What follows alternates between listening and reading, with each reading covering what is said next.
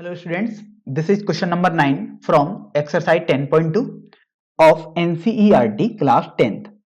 In this question, we are given that in figure 10.13, xy and x dash y dash are two parallel tangents to a circle with center O and another tangent AB with point of contact C intersecting xy at A and x dash y dash at B. Prove that angle AOB equal to 90 degree.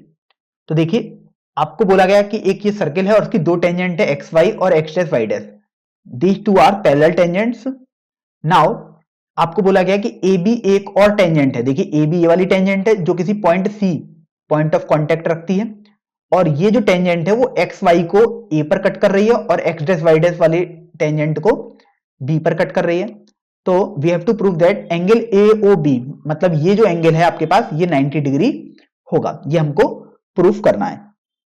तो देखिए सबसे पहले तो हम जो point सी है उसको हम ओ से ज्वाइन कर देते हैं। तो देखिए आपने पॉइंट सी को ओ से मिला दिया।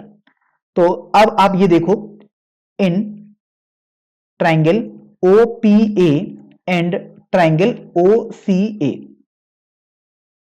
OP equal to OC because these are radius of same circle. Now AP will be equal to AC. These are tangents drawn from point A. Also, we see that AO equal to AO. This is common. Hence, from SSS means side congruency rule. These two triangles are congruent. Hence, triangle OPA congruent triangle OCA. So by CPCT we see that angle POA equal to angle COA. This is equation number 1. Now we also see that similarly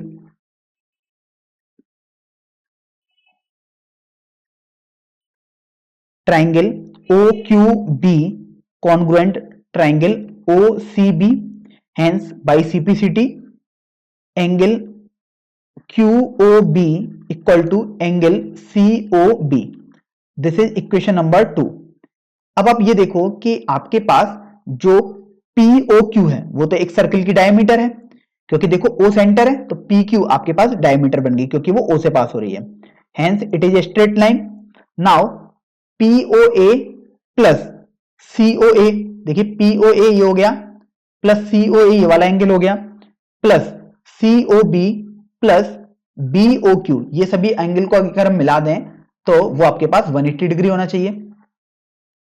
now अब इन angle का सम हम 180 degree लिख देते हैं। Means angle POA plus angle COA plus angle COB plus angle QOB equal to 180 degree.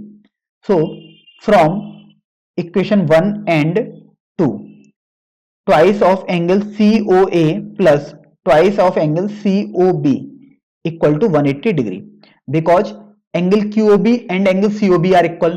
These two are equal, and in equation 1 angle POA and angle COA are equal. So we take two common, angle COA plus angle COB. This is equal to 180 degree. Now 180 degree is cancelled by 2 and we got 90 degree. तो अब देखो आपके पास आ गया angle COA plus angle COB equal to 90 डिग्री। अब आप ये देखो angle COA plus angle COB है क्या इस फिगर में? COA ये वाला एंगल है और COB ये वाला एंगल है, मतलब इसको हम मिलाकर लिख सकते हैं एंगल AOB। तो इस तरीके से आप देखो इनको मिलाकर आप लिख सकते हो एंगल AOB इक्वल टू 90 डिग्री, और यही आपको इस क्वेश्चन में प्रूफ भी करना था।